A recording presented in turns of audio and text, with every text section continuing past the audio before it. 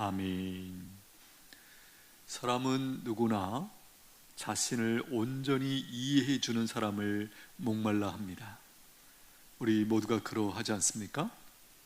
내 마음에 있는 깊은 것까지, 내가 말하지 못하는 상처들, 두려움들까지 다 이해해 주는 그런 사람을 원하죠. 그러나 실제로는 어떻습니까? 그런 사람이 가능합니까? 있습니까? 오늘 본문이 우리에게 이 부분에 대해서 답을 해주고 계십니다. 그런 사람은 없다, 불가능하다. 단 유일하게 한 분이 계신다. 바로 하나님이 계신다라는 거예요.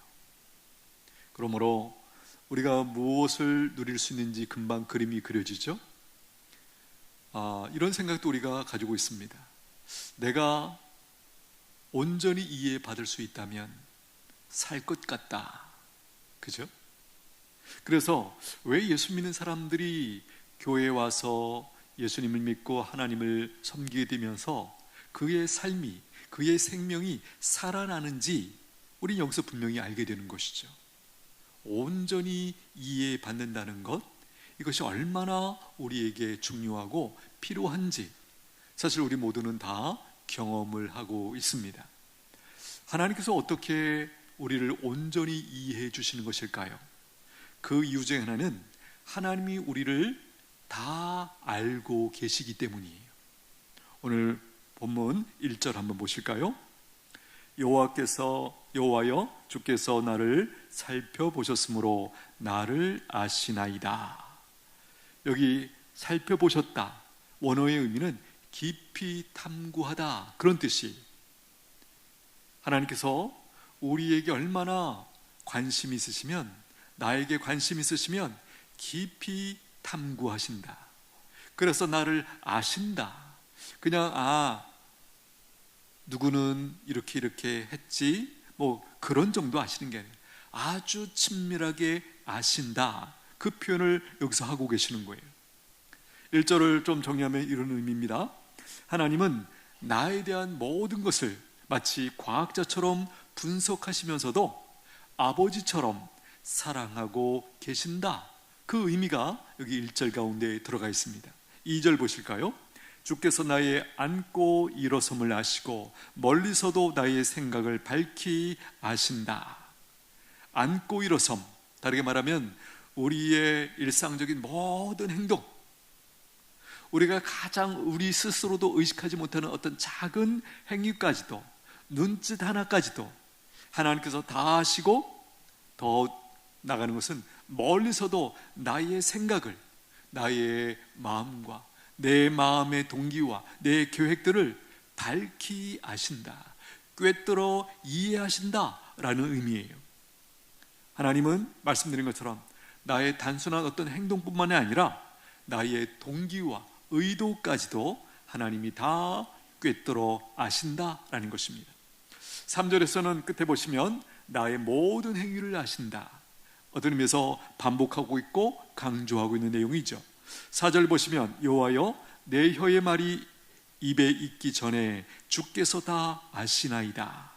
여기 혀의 말이 입에 있기 전에, 이게 무슨 말일까요? 아직 표현되기 전에도, 그런 의미예요. 주께서 이미 다 아신다. 아직 소리로 나오지 않은 말, 그렇죠? 아직 이 단어로 연결어지지 않은 말까지도 이미 하나님께서 다 알고 계신다. 그렇죠? 어떤 말을 우리가 내뱉기 전에 이미 우리의 감정과 욕망까지도 하나님은 이미 다 알고 계신다. 지금 그렇게 말씀하고 있는 것이에요. 오늘 이 시편 저자가 다윗이죠. 우리가 요즘 금요기도회를 함께 하면서 바로 사무엘상을 통해서 다윗이 어떻게 왕이 되어가는 그 과정을 우리가 함께 살피고 있습니다. 어떻습니까? 그야말로 이 다윗의 인생, 왕이 되기 전까지 그야말로 광야 생활이었고 도피 생활이었어요. 도망을 다니면서 살아간다는 것, 여러분 어떤 느낌일까요? 상상이 되세요? 조금 우리가 느끼는 것 같아요. 우리도 우리의 일상을 표현할 때 마치 쫓겨다니는 듯한 그런 느낌이다, 뭐 그런 표현을 씁니다. 그렇죠? 쫓겨다니는 느낌. 아침에 새벽같이 일어나고 저녁에 늦게 와서 잠 자는 둥 마는 둥 하고 또 일어나서 또 달려야만 하는 그런 어떤 삶의 일상들이 계속되고 있지 않습니까? 사울 왕에게 쫓기면서 또 사람들에게 오해받고 또 배신받는 그런 아주 쓴 그런 상처들, 그 경험들을 다윗이 그 도피 생활 중에 오랫동안 그렇게 경험하죠. 바로 그런 다윗이 인생의 여러 상황 속에서 그러나 이렇게 오늘 이 시편을 쓰고 있는 거예요. 사람들에게 오해받고 배신당하고 그 아픈 상처가 많이 있지만 그러나 하나님은 나를 완전히 아신다, 이렇게 고백하고 있는 것이에요. 그래서 이 시는 어떤 면에서 보면 막연한 어떤 철학적인 사색이 아니라 삶의 한가운데서 터져나온 신앙 고백이다라는 것입니다.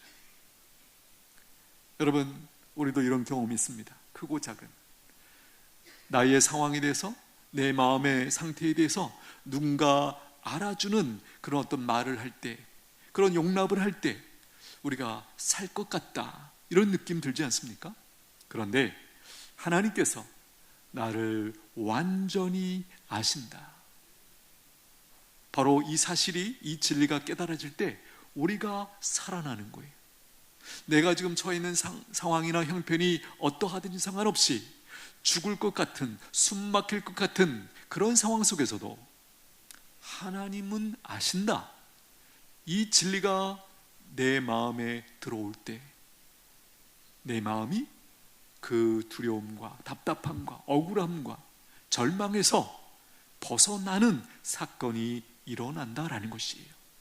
바로 오늘 이 시편 139편은 그러한 다윗의 고백을 우리에게 써주면서 우리가 함께 은혜를 받고자 하는 그런 선포입니다. 그렇다면 왜 하나님이 전지하시다, 모든 것을 다 아신다라는 사실을 알아야 하는 것일까? 우리가 성도들이 알아야 하는 이유는 무엇일까? 몇 가지로 정리해 봅니다. 하나는 하나님을 바르게 경외하기 위해서 필요합니다. 하나님이 모든 것을 아시는 분임을 우리가 알 때 어떤 일이 벌어집니까? 신앙은 단지 종교 활동이 아니라 전인격적인 경외가 되어져요. 하나님이 나를 아신다, 그것도 유일하게 내 모든 것을, 내 마음의 동기, 내 마음 깊은 곳에 있는 그 숨어있는 생각까지도 하나님이 다 아신다. 성경에서 우리에게 가르쳐주고 있는 그 진정한 경외, 인격적인 경외가 되어진다라는 거예요. 사람 앞이 아니라 하나님 앞에 산다 라고 하는 의식이 분명하게 생기기 시작하는 것이죠. 여러분, 이 의식이 안 생기면 신앙이 어떨까요? 어떤 의미에서 무기력합니다. 신앙의 의미와 가치를 깨닫기 어려워요. 그런데 하나님이 나를 아신다, 내가 다른 사람은 몰라도, 내 가장 가까이 있는 가족들도 몰라도 하나님께 내가 이해받고 있다, 이 사실이 깨달아지면, 이것이 경험되어지면 우리가 살아난다라는 거예요.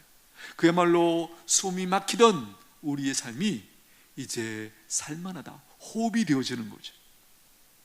두 번째, 왜 하나님이 다 아신다는 사실을 우리가 알아야 되는가? 위선과 이중생활에서 벗어나기 위해서 꼭 필요합니다. 어차피 하나님은 다 아신다, 이 사실, 우리가 어떻게 반응할 수 있습니까? 우리가 가면 쓰는 신앙에서 벗어날 수 있어요. 의미 없는 거죠. 왜? 궁극적으로 우리의 심판주가 되시고 우리의 주인이신 그 하나님이 다 아시는데 굳이 뭐 이렇게 숨긴다는 게 별로 의미가 없게 된다는 거예요. 사람에게 잘 보이려는 그 열심보다 이제는요, 하나님 앞에 정직하게 살려고 하는 그 열망이 우리 가운데 있게 된다라는 것이에요. 하나님이 다 아신다, 이 사실이 우리에게 어떤 열매를 맺게 합니까? 정직한 삶으로 나아가도록 우리에게 격려를 주고 힘을 더해준다라는 것입니다. 이런 맥락에서 하나님의 백성들에게 있어서 정직은 특별한 것이 아닙니다. 마땅한 것이죠. 또 다른 이유가 있다면 죄와 싸우기 위해서 하나님이 다 하신다, 전지하시다, 이것을 우리가 알아야 됩니다. 여러분, 은밀한 죄를 지을 때 사람의 눈을 의식하면 어떤 일이 벌어질까요? 죄가 줄지 않아요. 죄를 끊을 수 없어요. 왜요? 사람을 의식하기 때문입니다. 우리 마음 가운데 은근히 교만이 있죠. 사람의 눈은 속일 수 있다. 그 생각이 있으면 죄를 미워하고 죄를 끊어내는데 아니란 태도를 우리가 취할 수밖에 없다라는 거예요. 그러나 말씀드린 것처럼 하나님은 나의 숨은 동기까지 다 알고 계신다라고 하는 이런 이해, 그것은요 우리에게 죄를 미워하게 하는 거룩한 두려움을 불러일으킨다라는 것이에요. 하나님이 보신다, 하나님이 알고 계신다. 또 다른 이유가 있다면 상처와 오해 속에서 무너지지 않기 위해서 하나님이 다 하신다, 하나님은 전지하신다, 이 진리를 우리가 붙들어야 돼요. 사람은 나를 오해해도 하나님은 나를 아신다, 이 확신이 있다면 억울함과 오해 속에서도요 믿음으로 버틸 수 있는 그 위로와 힘이 우리에게 주어지는 것이죠. 참으로 놀라운 은혜입니다. 사실 우리가 살아가면서 가장 가깝다고 할 수 있는 부부 사이에, 혹은 부모님과 자녀 사이에, 아니 형제들 사이에 크고 작은 오해, 그렇죠? 잘못된 이해, 그래서 잘못된 정보에 근거해서 오해하고 미워하고 판단하고 하는 등등 비일비재하게 우리 삶 가운데 일어나지 않습니까? 그런데 자꾸 사람들과의 관계 속에서 우리가 그런 것을 경험하면 점점 뭔가 답답해지고 막히는 느낌을 우리가 가질 수밖에 없어요. 그런데 우리가 그런 상황조차도 하나님 앞에 가져 나와서 이해받을 수 있다는 그 사실이 그야말로 우리에게 숨을 쉴 수 있는 그 영역을 열어주는 것이죠.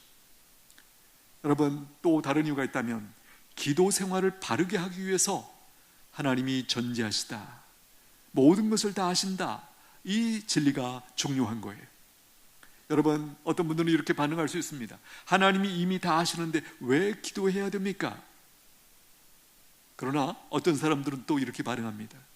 바로 그분이 우리의 모든 것을 다 아시기 때문에 우리는 감추지 않고 솔직하게, 때로는 말이 안 나와도 그냥 하나님 앞에 나와서 무릎 꿇고 울므로 우리는 가장 큰 기도를 올릴 수 있다, 이런 이해를 가지고 있는 분들이 계시죠.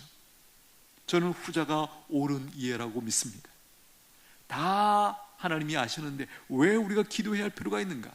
우리가 익히 배운 것처럼 하나님은 다 아세요. 실제로 또 채워주시는데, 하나님이 기대하는 것은 우리의 얼굴을 보기를 원해요. 우리가 하나님의 얼굴을 구하는 것 이상으로 하나님은 우리의 얼굴을 보기를 원하시고, 우리와 교제하기를 원하시고, 그렇죠? 우리와 대화하기를 원하세요. 그래서 어쩌면 우리 삶에 부족한 부분들이 있다면 그것은 바로 하나님 앞에 나오라고 하는 하나님의 초청이다, 그렇게 이해하면 틀리지 않습니다. 우리가 다 하나님이 아시기 때문에 우리가 더욱 당당하게 확신을 가지고 하나님 앞에 나가서 기도할 수 있는 것이죠. 기도에 대한 또 이상한 부담을 가지고 있는 분들이 계세요.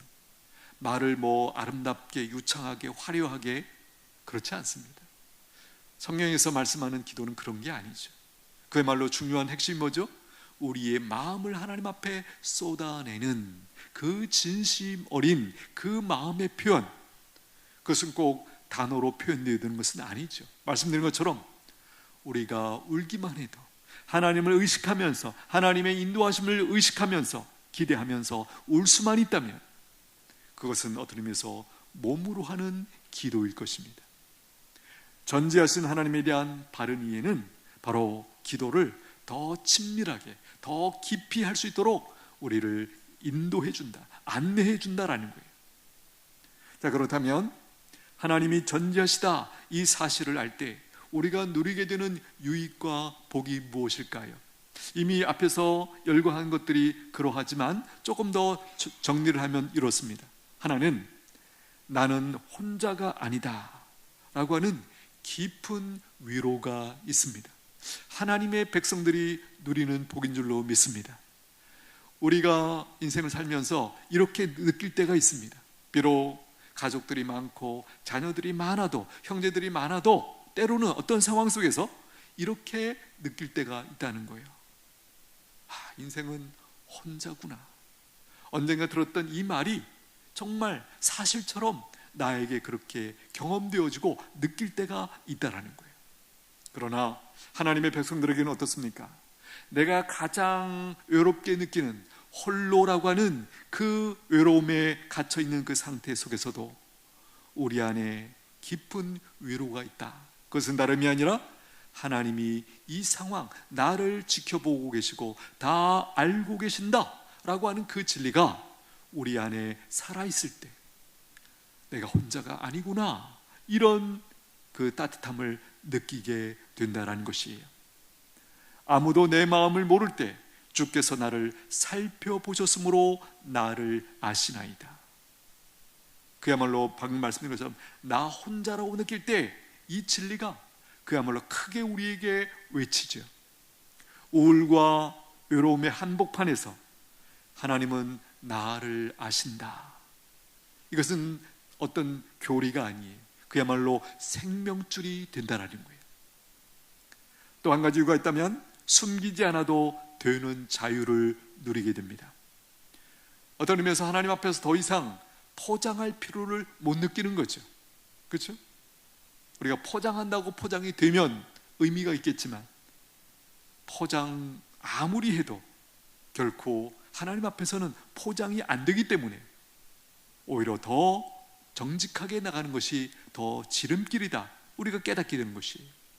실패와 수치, 부끄러운 죄까지 숨기지 않고 하나님 앞에 가져갈 때 진짜 자유와 또 치유가 시작됩니다. 할렐루야. 이게 하나님이 다 아신다라는 사실을, 이 진리를 우리가 알 때 이렇게 반응할 수 있는 것이죠. 내 수치, 내 고통, 내 아픔, 내 부끄러움 어디에다 하소연할 수도 없고 내놓을 수도 없고 유일하게 가져나갈 수 있는 곳, 바로 하나님 앞에 가져나갈 때, 그렇게 하나님 앞에 가져나가는 것이 하나님이 기뻐하시는 믿음인 줄로 믿습니다. 그 아픔을 받으시죠. 그리고 우리를 위로하시고 치료하시고 새 힘을 공급해 주세요. 여러분, 하나님 앞에 가져가지 않으면, 가져가지 못하면 어떤 일이 벌어지죠? 그것들이 내 안에서 골마 터집니다. 나를 상하게 하고 결국 파괴시키고 마는 것이죠. 요즘도 어떻습니까? 어떤 실패감, 수치스러움, 부끄러움, 이런 것들이 나를 주장하고 있지 않습니까? 그냥 절망한 상태에서 낭망하면서 투덜대면서 그 자리에 머무는 것, 이것은 믿음의 백성의 태도가 아니죠. 어떻게 합니까? 하나님 앞에 가져나가서 다 그것을 하나님 앞에 토로하는 것이에요. 하나님, 제 마음이 이렇습니다. 이렇게 억울하고 이렇게 답답하고 힘듭니다. 그렇게 토해낼 때 하나님께서 우리의 마음을 만지시는 것을 우리가 경험하게 되는 것이죠. 또 한 가지가 있다면 하나님은 나보다 나를 더 잘 아신다는 이 인도하심에 대한 신뢰가 우리 안에 생기기 때문이에요. 이거 우리가 누려야 할 은혜고 복인 줄로 믿습니다. 여러분, 나의 미래, 나의 진로, 내 자녀들의 길 우리는 몰라요. 어떻게 되기를 원하는 마음은 있지만 우리는 모르죠. 그러나 하나님이 다 아세요. 하나님이 다 아신다, 인도해 주신다, 이 사실을 우리가 잘 깨달으면 우리 안에 일어나는 일이, 우리에게 일어나는 반응이 뭐죠? 순종할 용기가 생겨요. 순종하고 싶은 열망이 생겨요. 그렇죠? 하나님이 염려하지 말라고 말씀하시면 네, 알겠습니다. 전 주님만 따라가면 되니까요. 뭐 이런 식으로 하나님 앞에 우리가 반응하는 그 존재로 우리가 바뀌기 시작한다는 거예요. 내 계획보다 하나님의 계획이 더 정확하다, 이 확신이 우리 가운데 들어오죠. 왜? 하나님이 다 아시기에. 나보다도 나를 더 잘 아시는 하나님, 내가 내 미래를 걱정하는 것보다도 하나님이 나의 미래에 대해서 더 준비하고 계시고, 이게 믿어지면 우리가 걱정하지 않고 지금을 누릴 수 있죠. 즐길 수 있죠. 또 한 가지 이유가 있다면, 은밀함 속에서도 하나님 앞에서 거룩한 삶에 대한 동기부여를 받게 됩니다. 아무도 보지 않는 곳에서의 어떤 선택, 그때 바르게 할 수 있는 안전장치가 뭐예요? 하나님이 보고 계신다, 하나님이 아신다. 우리가 잘 아는 요셉, 그렇죠? 그 무서운 유혹 앞에서 그가 어떻게 벗어날 수 있었을까? 그의 지혜로, 그의 결단으로, 그가 뭐 힘을 가지고, 그게 아니었죠. 그가 거기서 벗어날 수 있었던 유일한 방법, 하나님이 보고 계신다, 하나님이 아신다, 이 진리, 이 의식이 발동하고 있었기에 그 상황을 분별하고 거기서 어찌하든지 벗어나기를 그가 선택했다라는 것이, 성도들에게 은밀한 거룩, 은밀한 선행에 강력한 동기가 되기도 합니다. 성령의 가르침대로 우리가 선행을 하는 것에 대해서 공개하기를 꺼려하죠. 왼손이 한 일을 오른손이 모르도록 하라. 핵심이 뭐죠?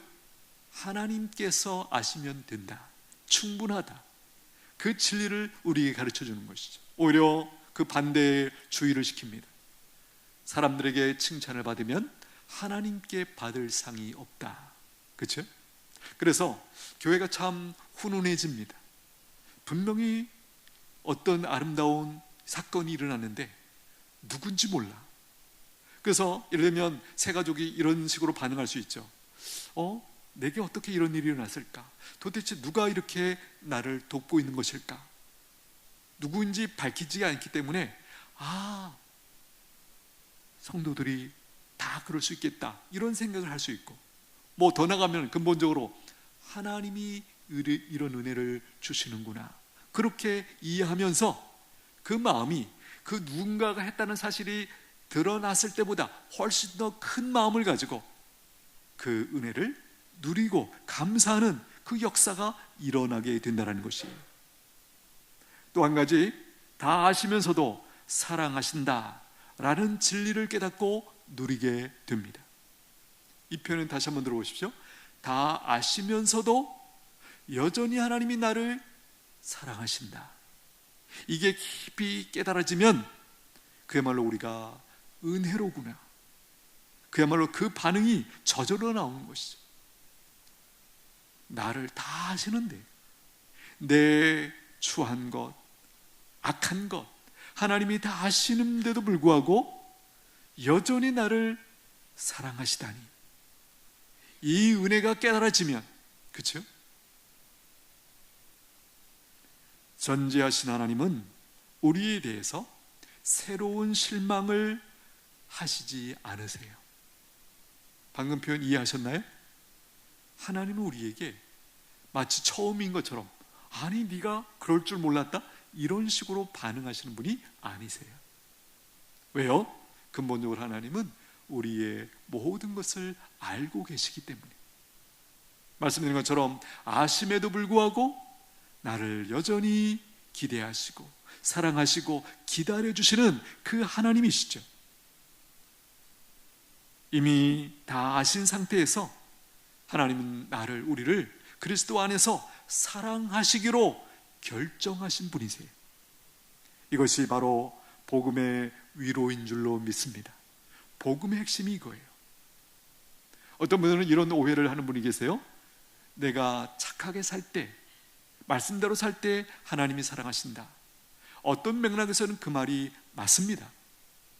우리가 예수님을 믿고 하나님의 백성이 되었기 때문에 하나님의 백성답게 살기를 하나님이 기대하시죠. 그래서 열심히 가르쳐 주시죠. 그래서 우리가 거기에 부응해서 그렇게 살 때 기뻐하세요. 맞습니다. 그러나 또 다른 맥락에서 보면 우리가 그야말로 하나님을 실망시킬 때조차도 근본적인 우리를 향한 하나님의 기대, 하나님의 사랑, 그것이 바뀌지 않는다라는 것이에요. 하나님 우리의 연약한 부분을 이미 알고 계시죠.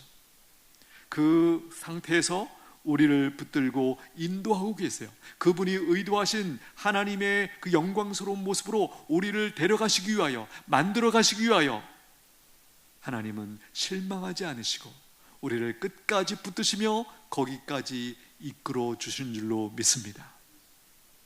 은혜죠. 이게 복음의 핵심이에요. 하나님은 우리의 최악도 아시지만 여전히 우리를 사랑하십니다. 한 청년이 교회를 다니면서 겉으로는 굉장히 모범생이었다고 합니다. 예배도 빠짐이 없고 또 교회 봉사도 열심히 하는 그런 청년이 있었습니다. 하지만 그에게는 은밀한 중독이 있었습니다. 누구에게도 말하지 못할 죄와 싸우고 있었다는 거예요. 어느 날 그분이 이 시편 139편을 읽다가 여기서 하나님이 누구신지를 새롭게 깨닫는 은혜를 주세요. 여호와여, 내 혀의 말을 알지 못하시는 것이 하나도 없으시니이다. 내 혀의 말이 생기기 전까지 그 마음의 깊은 곳에 있는 동기와 생각까지도 다 아신다. 이 사실이, 이 진리가 그날 성령님의 역사로 말미암아 깨달아지면서 그분은 이렇게 고백합니다. 그때 처음으로 하나님께 완전히 들켰다라는 느낌이 들었다는 거예요. 그 전에 은밀하게 죄를 범하였을 때는 하나님의 의식이 안 된 거죠. 근데 그 말씀을 듣고 그 말씀 앞에서 깨달은 거예요. 새삼스럽게 하나님이 다 보고 계셨구나, 알고 계셨구나. 그래서 마음 깊은 곳에서 내가 하나님 앞에 완전히 들켰구나, 그날 거기서 깨달아졌다라는 거예요. 그런데 이상한 것은 그 들킴이 두려움만이 아니라 오히려 이제는 숨지 않아도 되겠다, 그런 자유로운 마음을 주시면서 안도감과 함께 눈물이 쏟아지더래요. 마지막 결론이 이것입니다. 그날 이후 치유와 회복의 길을 걸을 수 있었다. 하나님이 내 은밀한 죄를 다 알고 계신다. 그 진리가 깨달아지니까 오히려 그동안 숨어서 떨리면서 두려워하면서 어둠 가운데서 자기는 하나님을 의식하지 못한 채 그 죄를 즐길 수 있다고 생각했는데 이 말씀 앞에서 그야말로 빛이 비추어지니까 놀라긴 했지만 오히려 자유함을 누리고 자기의 방향을 이제 찾아가기 시작했다, 그런 얘기죠. 그렇습니다. 전지하신 하나님 앞에 들킨다는 것은 복음 안에서 보면 심판의 시작이 아니라 치유의 시작이다라는 거예요. 이런 맥락에서 회개를 자주 하고 잘하는 것은 바로 복입니다. 복이 됩니다. 더 근본적으로는 하나님과 하나님의 말씀에서 자신을 살필 수 있는 것이 복의 시작이다라는 거예요. 단순한 질문 던집니다. 왜 오늘도 우리가 하나님 말씀 앞에 서 있습니까? 말씀을 열고 왜 읽고 듣고 설명을 듣고 왜 이렇게 하는 거죠? 이 목표를 잊으시면 안 돼요. 내 죄를 발견할 기회를 얻기 위해서요. 죄를 발견하지 못하면 회개할 기회가 없어요. 돌이킬 시간이 없어요. 그러나 소망의 출발은 발견하는 것이죠. 방금 예를 들었던 이 청년, 어느 날 은혜의 조명 앞에서 화들짝 깨달은 거예요. 계속 지을 때는 하나님을 의식하지 못했어요. 하나님은 모르실 거야, 막 이런 어둠 가운데 헤매고 있었는지 몰라요. 그런데 이 139편을 읽다가 하나님이 내 마음 깊은 곳에 있는 그 동기까지 하나님이 다 아신다, 이것이 새롭게 그야말로 깨달아진 거죠. 어떤 일이 벌어진 거죠?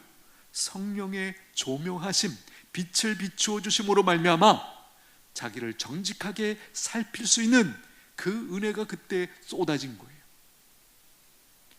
여러분, 오늘 우리도 예배에 들어가기 전에, 혹은 우리가 개인적으로 말씀을 읽고 묵상하기 전에 이 은혜를 구하셔야 돼요. 은혜가 좋은 면에서의 은혜도 은혜지만 가장 근본적인 은혜를 꼽으라면 바로 이것이에요. 하나님 앞에, 말씀 앞에 서 보니까 내 죄가 깨달아지고 드러나고, 그래서 돌이킬 수 있는 기회를 주신다. 이것이 깨달아지면 이것이 은혜구나, 성경에서 말하는 근본적인 은혜구나, 이것을 우리가 깨닫고 누리게 된다는 거예요. 여러분, 회개를 안 한다, 왜일까요? 죄를 안 짓기 때문일까요? 절대 그럴 수 없죠. 한마디로 말하면 자신을 정직하게 보는 눈이 가려졌기 때문이에요. 말씀 앞에 서서 혹은 기도하는 중에 성령님의 조명하심, 이거 없이는 그 누구도 자신을 정직하게 살필 수 있는 눈이 없다라는 거예요. 여러분, 요즘 시대에 CCTV라는 게 참 많지 않습니까? 그래서 우리가 뉴스에서도 자주 보는 것, 금은방 같은 거를 이제 5분 만에, 몇 분 만에 깨고 들어가서 그 금은품 다 쓸어 담고 도망가고, 그 밤에, 그 새벽에. 근데 우리가 아는 범위 내에서는 거의 다 잡히죠. 이유가 뭐죠? CCTV가 곳곳에 다 달려있기 때문에 안 잡힐 수가 없다는 거예요. 시골, 산골짜기는 모르겠지만 웬만한 도시에는 거의 다 이 CCTV가 있기 때문에 다 잡히게 되어 있다. 우리가 잘 알고 있는 내용이죠. 그러나 분명한 것은 CCTV는 행동만 찍을 수 있어요. 그 사람의 마음의 생각, 동기, 눈물의 이유 등등 이런 것들은 찍을 수 없어요. 그러나 하나님은 그런 부분을 다 아십니다. 그래서일까요? 어떤 신학자가 이런 얘기를 합니다. CCTV의 눈은 우리를 감시하지만 하나님의 눈은 우리를 보호하고 돌보려고 지켜보신다. 할렐루야. 하나님의 눈이 있다는 것, 하나님이 다 아신다라는 것이 우리에게 얼마나 큰 위로이고 우리에게 보호가 되는지 깨닫게 됩니다. 여러분, 기억하십시오. 전지하신 하나님은 우리를 잡으러 다니는 검사처럼이 아니라 끝까지 책임지시는 아버지의 마음으로 우리를 보시고 아시고 살피시고 계신다는 것 믿으시게 되기를 축복합니다. 제임스 패커라고 하는 신학자가 이런 얘기를 합니다. 하나님은 우리를 완전히 아시면서도 여전히 사랑하신다. 이것이 하나님의 지식과 사랑의 복음이다. 여러분, 이 표현 곰곰이 생각해보면 제가 어떤 드라마나 영화 같은 데서 이 장면이 기억이 나요. 그 아들이 아버지의 것을 이렇게 허락받지 않고 계속 이렇게 훔쳐서 이제 사용하는 그 장면이에요. 근데 이 아들이 나중에 완전히 뒤집어지죠. 언제 그런 일이 벌어졌냐니까 자기는 사실은 확신이 있었어요. 아버지 몰래 지금 자기가 잘 이렇게 훔쳐가지고 그렇게 했는데 나중에 알고 보니까 아버지가 이미 다 알고 계셨다라는 거예요. 이것이 깨달아지는 순간 부끄럽고 두렵기도 하지만 동시에 그 아버지의 사랑에 대해서 마음에 그야말로 확 들어오면서 사람이 뒤집어지는 어떤 그런 장면들 기억이 납니다. 이 표현이라고 저는 생각합니다. 하나님은 우리를 완전히 아시면서도 여전히 사랑하신다. 이 복음이 깨달아지면 안 변할 수 없는 사람이 없는 거죠. 우리가 잘 아는 존 칼빈 이런 표현을 합니다. 하나님의 전지하심은 우리를 겸손하게 하고 동시에 위로한다. 겸손하게 하고, 그렇죠? 성경에 의하면 우리 자신을 가장 잘 지키는 우리의 마음의 상태가 뭐죠? 겸손이. 겸손하면 그야말로 부딪힐 것이 없고, 겸손하면 공격의 대상이 되지 않죠. 그런 또 이 표현, 우리를 겸손하게 하고 동시에 위로한다. 어떤 맥락인지 이해되시죠? 사람들은 다 나를 오해하고 미워할 수 있지만 하나님이 아신다. 그 사실 때문에 그야말로 살 수 있는 위로를 얻게 된다. 그런 의미예요. 말씀을 정리합니다. 믿음이 있다는 사실이 가장 잘 드러나는 그 모습 중에 하나는 바로 코람데오. 코람데오. 데오가 하나님이고 코람 앞에서예요. 하나님 앞에서 이 의식이 있느냐? 바라기는 이 의식이 우리 가운데 견고하게 확실하게 있게 되기를 축복합니다. 하나님 앞에서 사는 백성이 되었다. 이게 복이죠. 우리가 예수님 믿기 전까지 우리는 사람만 안 보면 괜찮다, 이 의식 가운데 사로잡혀 있었어요. 그러나 하나님을 믿고 나서는 하나님이 다 아신다. 모르시는 상황이나 어떤 장소나 그런 그곳이 없다. 그야말로 하나님 앞에서 이 의식이 생기게 되어 있죠. 이것이 들어오면 우리는 어떻게 되죠? 거룩과 순결을 지켜내는 그 승리를 경험하게 됩니다.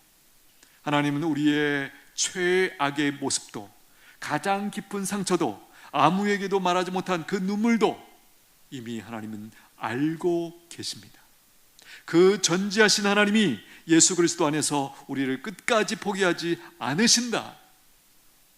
이것이 성경이 우리에게 크게 확성기를 가지고 전하고 싶은 하나님의 마음이에요. 여러분, 전지하신 하나님 앞에서 정직하게, 담대하게 그렇게 살아가시게 되기를 축복합니다. 이게 하나님이 어떤 분이신지를 알고 하나님이 전지하시다, 다 하신다 라는 진리 앞에서 살아가 백성들이 누려야 할 복인 줄로 믿습니다. 기도하겠습니다. 하나님 아버지, 하나님께서 전지하시다, 다 하신다는 사실이 우리에게 복이 되고 능력이 되게 하여 주시옵소서. 예수님의 이름으로 기도하옵나이다. 아멘. 찬송가 312장 올려드립니다.